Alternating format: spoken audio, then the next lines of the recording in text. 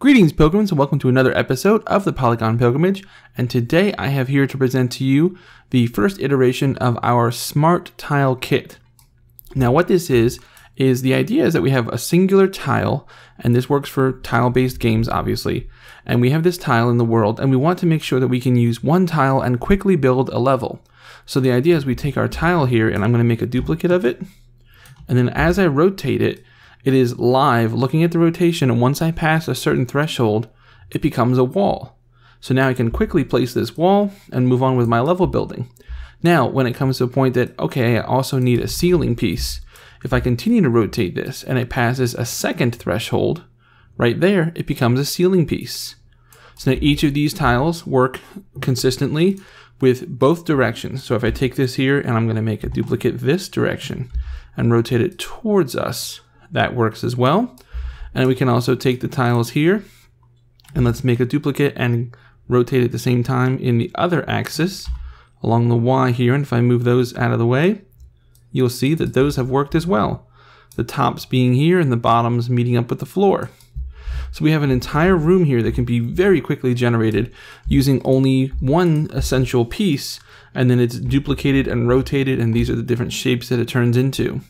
So it's a little bit of logic behind this, so let's jump into how we create this.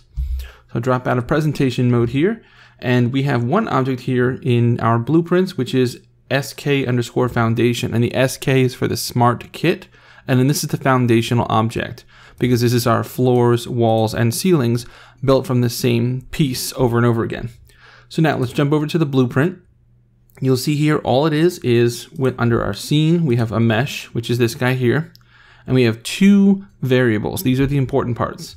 We have a variable float that is our threshold for the wall. And you can change this. Right now I have it set at 45 degrees. Anything beyond a 45 degree from a floor will become a wall. This allows you to have a slight rotation if you want to offset some things. But then beyond a certain reasonable value, we become a wall. Then we have our threshold for the ceiling. And this is 130 degrees. Anything past that, we start to become a ceiling, and then past that on the opposite end of the axis, on the negative spectrum as well. Okay, so with that done, let's jump over to the construction script. This is what makes everything work inside the editor. If you move this to, if you move this to the event graph, then all it's going to do is it's going to do it once you hit play. But for our purposes here, I really wanted to show it to you live. So here we are in the construction script. So we have construction script, and it's immediately calling a custom function called check state. And that's all it does. Constantly, it's calling check state. And that's going to check the state of our object to see what it needs to be. So let's go ahead and look at what check state does. Now, this is a lot, but don't worry. It's actually rather simple. It's just doing the same thing over and over again. So we're going to walk through it. Here we go. So check state immediately spawns a sequence, and the sequence will do each of these in turn. One, then the other, then the next, then the next, and they will go numerically. So 0 comes first, then 1, then 2, then 3, then 4, then 5.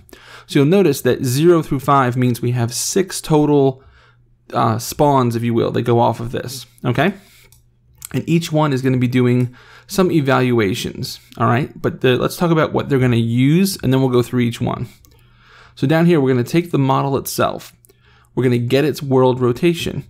Then I'm going to break that vector. That rotation is a 3 vector. I'm going to break it into the individual X, Y, and Z. Here you see we have roll, pitch, and yaw. And you'll notice we're not using yaw at all. And because of that, we can take our walls here. And if I do a duplicate, let me move a little bit. There we go. If I do a duplicate of this and move him around, I can rotate him along this axis, and he remains what he is. He's not looking at the rotation to make a change based upon that, which makes sense because you would want to take this wall and let's undo. You would want to take this wall and do, say, a 90 degree and put him into place, and he would become a wall on this axis.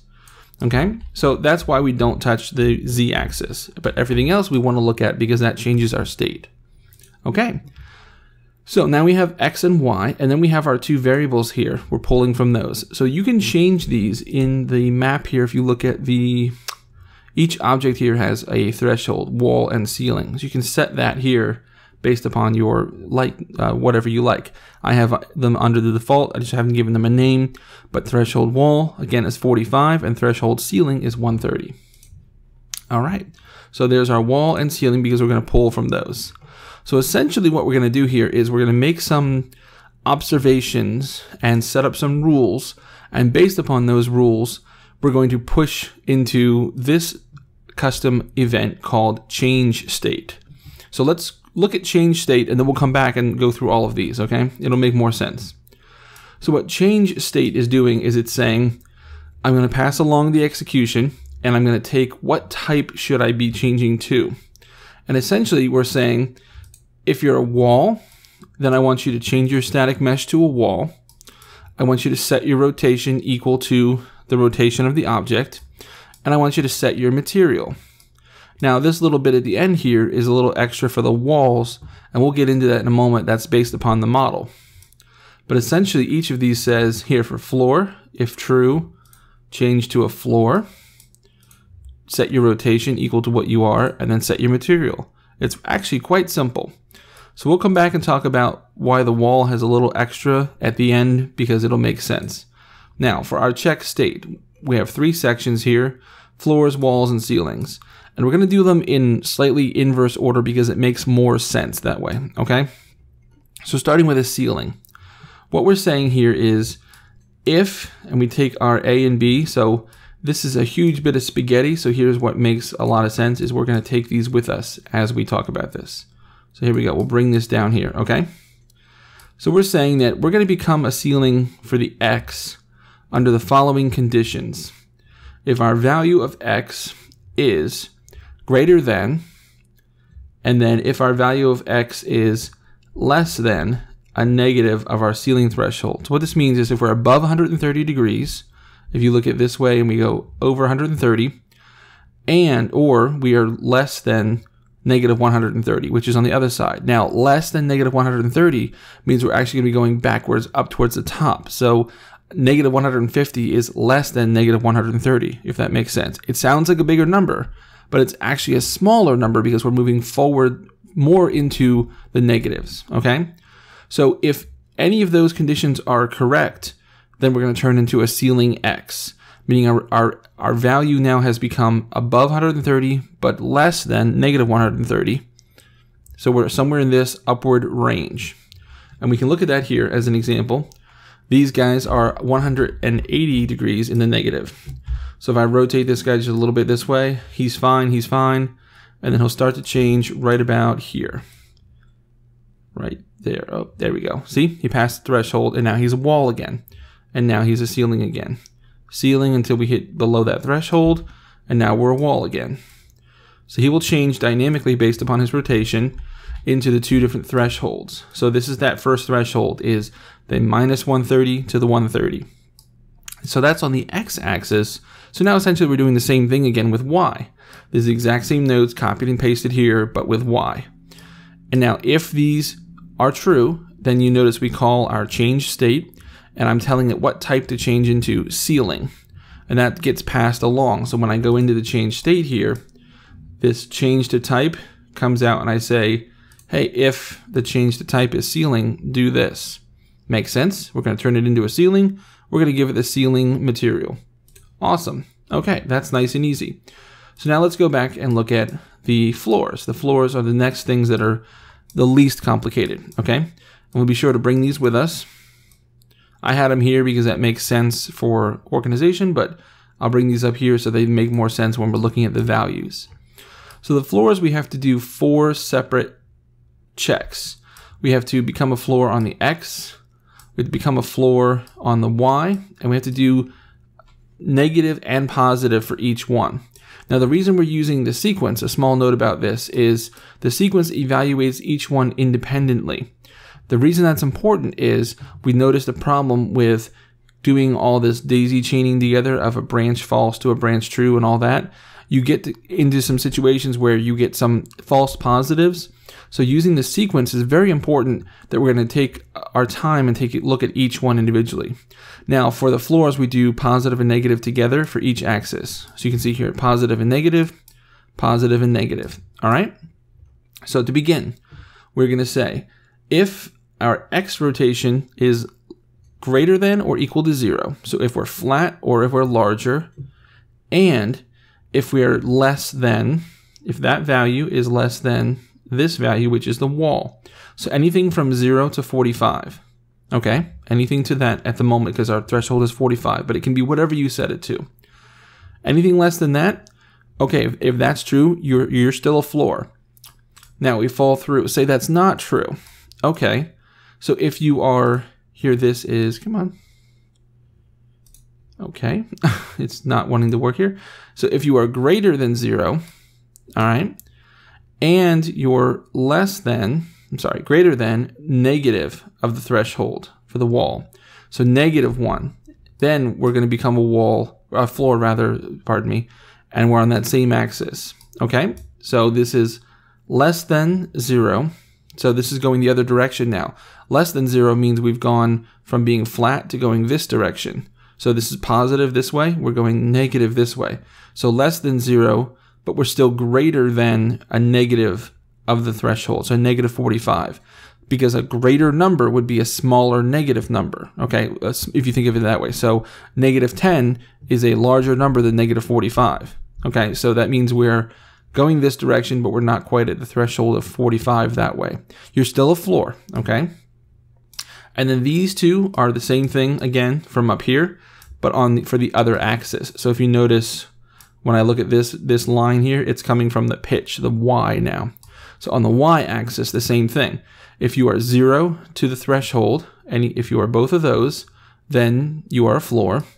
And here, if you are less than 0, meaning we started going into the negative direction, we are less than 0, but we're still under, technically, under -45. So anything from -45 to 0 on this side, you're still a floor, and you're on that axis. Okay, we're doing quite well. Almost there. Let's take these down here, and let's start talking about the walls. Now, the walls are a little bit more complex because of their pivot, and because when you have a wall, for example, when I have a wall like so, and I start to rotate it, imagine if the wall were to stay true here. Maybe I can just bring the wall into the world for you as a, here we go, just bring a wall in by himself, okay?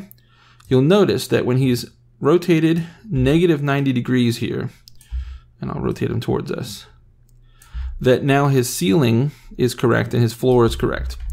But now if I rotate him across the axis the other direction, you notice he's upside down. Now, if I zero out his rotation, okay, and let's stand him up, and now if I start to rotate him around the other way, you'll notice that doing this direction, he's off as well. He's not standing upright. And it's because of that, because of the pivot of the original object, that we need to make some adjustments after we do the rotational change, okay? So that's just why we do what we're about to do, so that it'll make sense to you, so that it works in all 1, 2, 3, 4 directions. Okay, so here, you'll notice we're taking the x to begin with and saying if the x is greater than, and we're looking at the wall threshold, okay, if we're larger than the threshold, and we are less than the ceiling threshold, then you're still going to be a wall. You're still going to be a wall until we become a ceiling threshold. So that is true. We're going to pass it through here. Now, this rot adjustment, when you create your functions here, you can add inputs, and we're going to add this input here so that we can pass it along to the next function. And we're going to say we need to make an adjustment of 180 degrees. And this is because as you start to rotate the wall like we showed with the pivot, we need to make an adjustment. And I'll show that in a little bit. Then our other conditions here. So that's a wall on the x positive. We become a wall on the x negative if we have a -1 times our threshold for ceiling. If we are below that, if this value, see here, we're going to go up for the x. If we are below that value, and we're also below that value, -1 times the wall threshold, and we are less than, here we go, x. So then if both of those are true, then you're still going to be a wall on the x-axis, but you don't need to make an adjustment based upon that pivot. So again, here we have -130. So if we're under that, and minus, there we go, 45. Anything on that side. That's just the the left or right side. If you go left is positive, right is negative, this is the negative side. So we just have those negative ones in there. And then here, these are the same thing, but for the Y. So we're going the other axis, but the exact same setup here as above. But you'll notice our adjustments here are -90 and 90. And those are based upon the fact that we've now turned our wall, and our pivot, our original pivot, means that we need to make some adjustments. So now remember I said we were going to go back and look at this at the end. This is what that rotation is. So here in our check state, we have rot adjustment. This gets passed along. And if there is a rot adjustment, it comes out of here. And only for this top section here where the walls are generated, this rot adjustment would come over and go into, for some reason, this is what doesn't make sense to me. I pump it into the Z, into the yaw. Okay? You would think it should be in the pitch or on the roll, but no. The yaw is what makes it work. And we're going to set relative rotation. Okay? And that relative rotation, our target is going to come from the mesh. And our new rotation is exactly that. All we're changing is the Z. So the relative means we're not going to touch these guys. These guys are fine. But we're going to make a change here. And that rotation will come again from the rot adjustment. And for each one here, we had to figure out. So it's 180 if you're becoming a positive X wall. No changes necessary if you are a negative X wall. -90 if you're a positive Y. And 90 if you're a negative Y. And with all that complete, we hit a compile here. What's really neat is you can actually see the sequencer work. So let's take a look at that now. If I hit compile, you'll see it go boom, boom, boom, boom, boom. It goes down the list, and it looks at every single one and it evaluates them. Okay, so let's put this back up here where it should be, nice and neat. And again, we'll go back to our world and take a look. So let's do some experiments here. So we take our floor piece here. Let's make a duplicate. Let's bring him over here. Now, rotations. We're going to look at positive X to begin with. So that's this way. Okay, so from 0, 10, we're still good. 20, 30, 40, we're still good. The next one, because we're going in increments of 10 for our rotations, we're going to go into 50 positive, and that will push us into a wall. Boom. Now we're a wall, and we had to make those 180-degree adjustments. I'm trying to bring him over into the light so you can see him a little bit. Those 180-degree adjustments are to make sure that that's the top of the wall there, to make sure that that happens. Okay? Now if we continue that rotation, bring him all the way up to a 90, and then kind of combine them with the floor. There you go. So the bottom floor here just kind of cuts off based on how I made the model. But the top of the wall, in case you had a camera above looking down, the top of the wall should be here. So he checks out. That works just fine. So let's rotate him back to being flat. He becomes a floor. It's really cool to see it happen in real time. Okay, so that was positive X. Let's do negative X now. Negative 30. Negative 40, negative 50, boom, we're a wall. And there's our top, as it should be. Okay, let's go back down. And now we'll do Y as well. So let's do Y, 30, 40, boom, we're a wall. And our ceiling is there. And we'll go down again. Pardon me, one more time. 10, 20, 30, 40, 50, boom, we're a wall. And our ceiling is there. Excellent. Now, let's pick ourselves up and let's see about rotating upside down. So now if we go 45, we know we're a wall. 90, we're good. 100, 10, 20, 30. 30, we've become a ceiling. All right. 30, we're a ceiling all the way up to, this is technically negative 180 degrees. And now into our negatives for the ceiling until we rotate all the way around, and now we're a wall again. Once we cross that threshold. Boom, boom. There you go. So that's our smart kit for you guys, and I'm working on combining this with the previous episodes where we did tiles that would work together and look at their variance and make sure that they were unique amongst their neighbors. So if you combine those with this kind of an effort, it makes for a really powerful tool, considering how incredibly fast it is to generate new parts of a level. So for example, if I take this and say, all right, we're started with this room, but we want to increase it by quite a bit. Well, then I can take just a couple of tiles here and say, all right, let's make it longer.